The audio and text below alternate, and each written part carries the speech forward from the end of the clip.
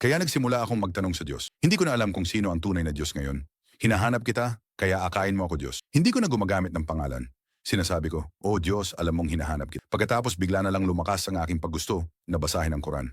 Gusto kong malaman kung ano ito, ang paniniwala ng Muslim. Pero walang nag-aalok sa akin ng Quran.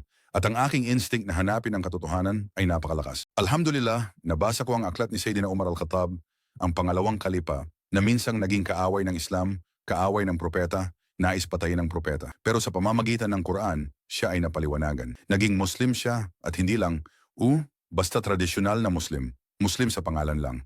Naging kasama siya ng isang propeta at naging pangalawang kalipa. At ang kanyang panahon ay isang panahon na ang Roma at ang Imperyong Persyano ay napasailalim sa imperyo ng Muslim. Isang napakahalagang, pangyayari ang nangyari. Naantig ang aking puso. Wow, napakalakas ng relihiyong ito na kayang baguhin ang taong ito, ang taong laban sa Islam, laban sa propeta. Gusto nilang patayin ang propeta. Pagkatapos sa tulong ng Quran, lubos siyang nagbago. Iyon ang simula ng aking paglalakbay patungo sa Islam.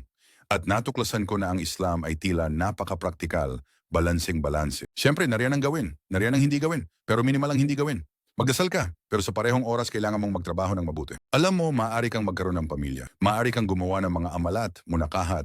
Lahat ay balanse. At ang kagandahan noong mas marami akong natutunan ay napaka-perpekto ng Islam na ipapaliwanag sa iyo mula A hanggang Z, ang SOP. Lahat ay handa na.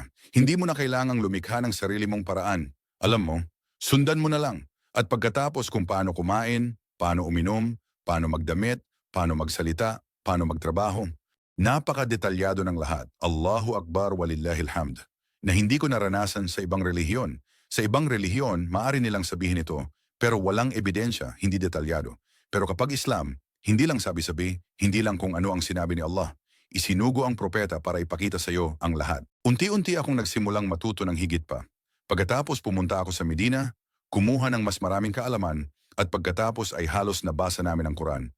Alhamdulillah, natuklasan ko na ito lang ang aklat ng Diyos na hindi nagbago kailanman, hindi nadungisan, hindi nabago. Oo, wala ni isang aya na maaring baguhin. Walang depekto. Masya Allah, isa pang himala. Sinabi ko, napaka-proud ko. Naniniwala ako sa aklat na 100% na dalisay. Mula noong araw na ito ay inihayag hanggang ngayon, hindi nagbago, hindi nabago. At kapag naglalakbay ako sa buong mundo, saan man ako pumunta, ang Quran ay pareho. At kapag ang mga Muslim ay nagdarasal, iisang wika. Kapag nag-aazan, isang wika. Kapag tungkol sa panalangin, isang wika. Allahu Akbar wa